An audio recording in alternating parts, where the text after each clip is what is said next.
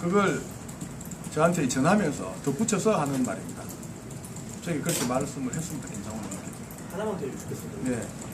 이거 뭔가 좀 시나리오대로 좀 짜여진 바쁜 대로 흘러가는 것 같다고 이렇게 말씀하셨는데 네. 특히 주호영이 좀 지목을 하셨잖아요.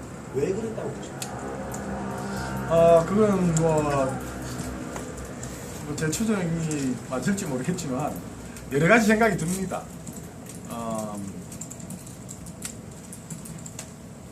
처음에 유한구 후보가 도시철도공사 사장 임기를 남겨두고 서구로 왔을 때부터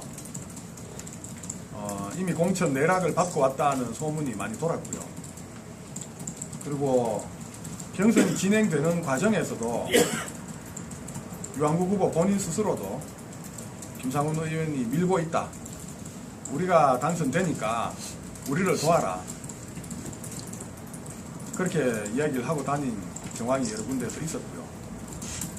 그리고 김상훈 국회의원 본인도 우리 핵심 당직자에게 유한구 후보를 지원할 것을 얘기를 했고, 김상훈 의원 사무실에 있는 사람, 특히 여성부장은 유한구 후보 사무실에 상근하다시피 하면서 경선에서 유한구 후보 선거운동을 했습니다.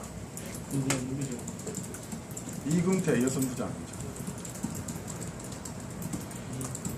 이금태 공공연하게 했습니다. 이건 이 사실을 뒷받침할 수 있는 사람은 수없이 많습니다. 왜?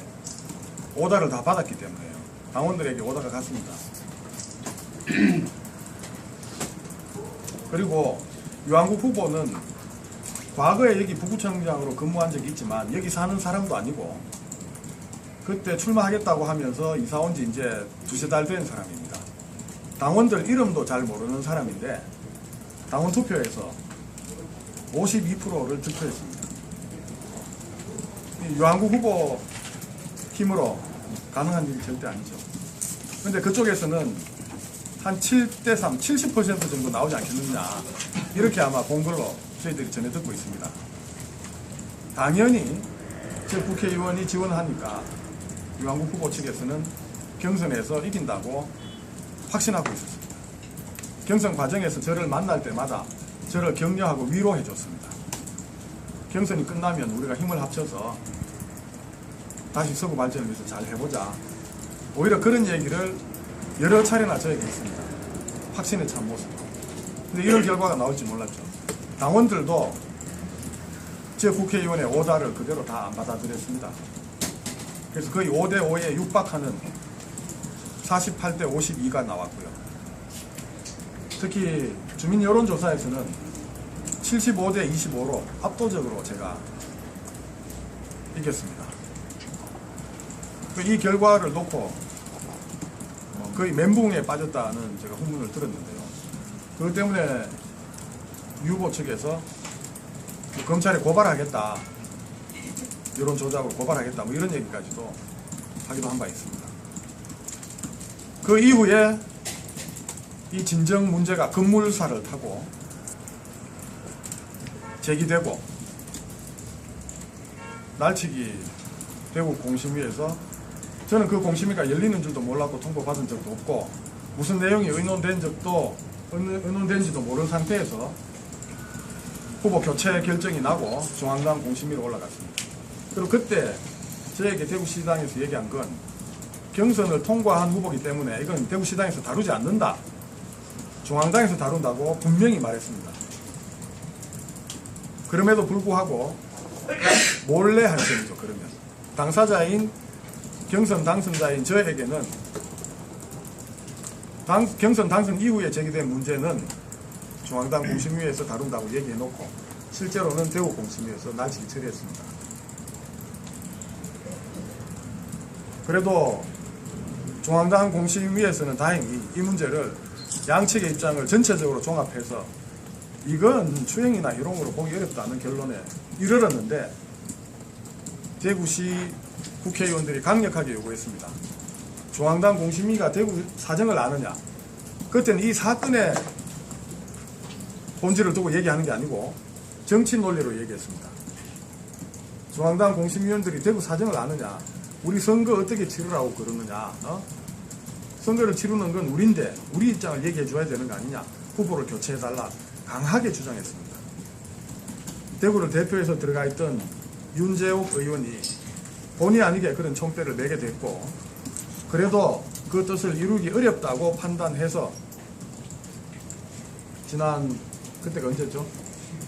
11일 중앙당 공심위에서는 김상훈 국회의원이 직접 서울까지 올라가서 후보 교체를 요구하고 정황을 설명했습니다.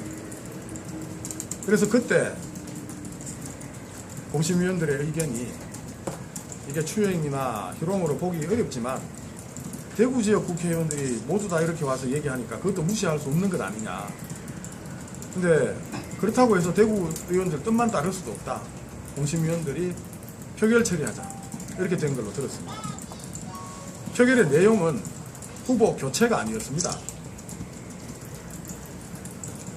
경선으로 당선된 강 후보를 교체할 것이냐 이런 문제가 아니고, 강 후보 문제 있다고 집요하게 대구 국회의원들이 주장하니까 그러면 후보 철회하고 무공천으로 가는 안 하나, 그리고 후보 자격을 유지해서 그대로 후보로 가는 안 하나, 이 두 가지를 놓고 표결에 붙였습니다.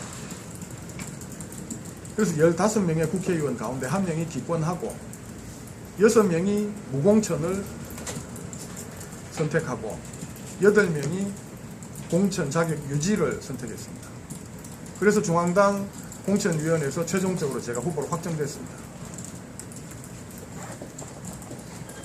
그런데 그 다음날 마지막에 전체적으로 전국적인 공천 상황을 마무리 짓는 최고위원회 의결 과정에 주호영 의원과 김상훈 의원이 들어가서 거기서 다시 대구로 가져가서 심의해달라고 요구하고 억지 주장을 펴서 결국 그렇게 대구시로 시당 공심위로 다시 가져왔습니다. 만약에 이것이 100번을 양보해서 문제가 있었다 하더라도 최고위원회에서는 이런 결정을 했던 중앙당 공천위원회로 가는 게 맞습니다. 이런 여러 가지 정황들로 볼 때 그래서 유 후보에게 공천을 주기 위한 처음과 끝이 다 드러나는 것이 아닌가, 그렇게밖에 볼 수 없는 정황입니다.